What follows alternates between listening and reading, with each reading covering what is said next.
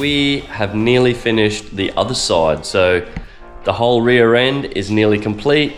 The shed is an absolute mess. I haven't stopped to clean.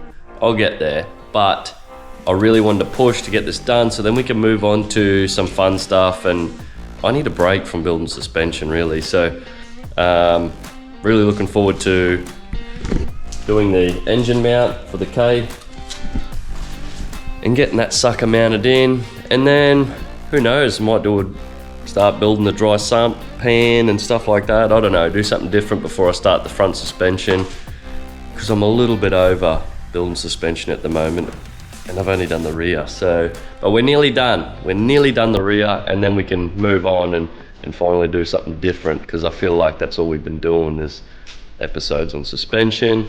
But guess what? So is this one. Here's a time lapse.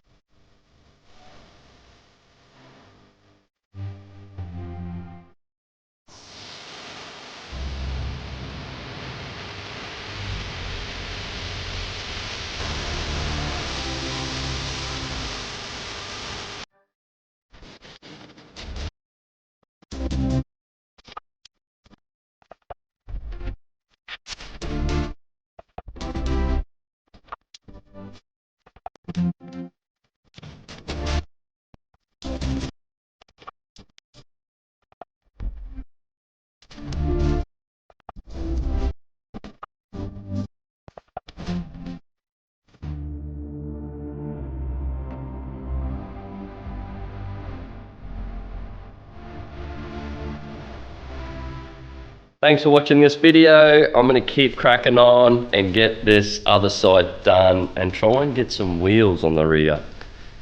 And then we can start something else. So thanks for watching this video. If you've liked it, don't forget to subscribe to our channel. It helps. We're only a young channel. We've only been going for 7 months.